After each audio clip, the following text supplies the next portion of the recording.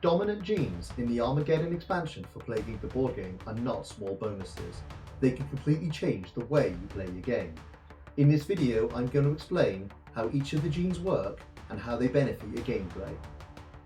When the first country is killed, the player who kills that country is able to pick first amongst all of the genes. After that, it's the player with the highest DNA points. It works down in order of DNA points until all players have got access to a new gene. When you kill a country, draw an extra event card, or prevent other players from drawing one. Normally, when you kill a country card, you can gain an event card. If an opponent happens to have a token on that country card, they can also gain an event card. With this gene, you can make the decision, do you want an additional event card, or do you want to prevent your opponent from drawing a potentially powerful event card? This is particularly effective for the Bioweapon. With their useful skills, they're able to kill countries fast, thus drawing many event cards. Draw 2 trait cards when you kill a country. When you successfully kill a country, you draw 2 trait cards, giving you more mutation options. This accelerates mutation access. More cards is more flexibility. The Bioweapon benefits the most. It's built around killing. You'll trigger this gene more often. The fungus, however, benefits the least. It focuses on spreading, not killing. The reality is, everybody benefits. More mutations is more power. When you kill a country, everyone scores an extra DNA point for each of their tokens on the country. This is particularly effective for the Bioweapon, as you're the one who dictates the killing.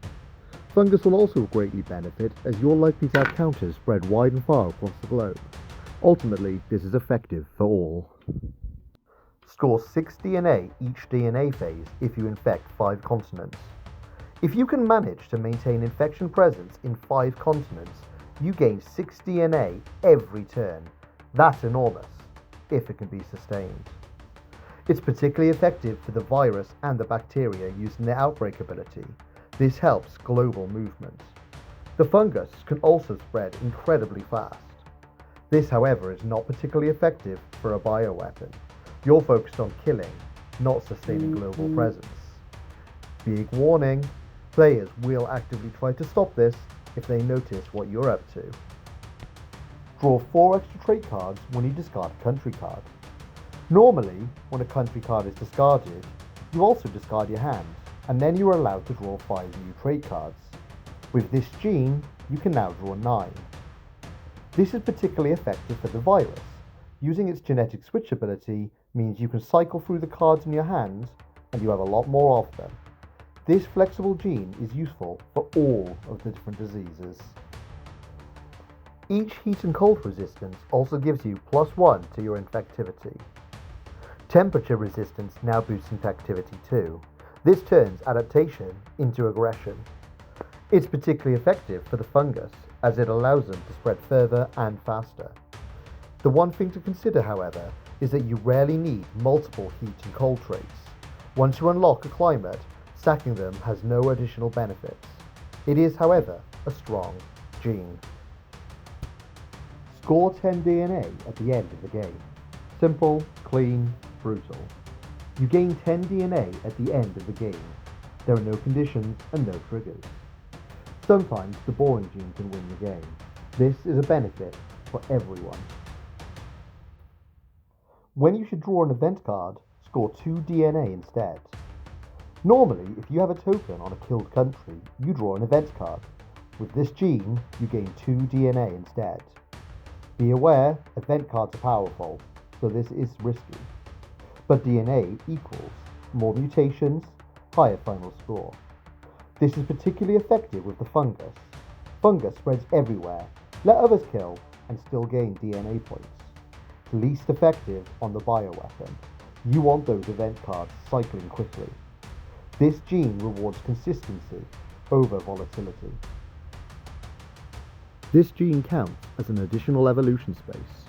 You can now have 6 mutation slots instead of 5. This is deceptively powerful. Extra space means more possibility for infectivity, more lethality, or better temperature or travel coverage. The virus is particularly effective.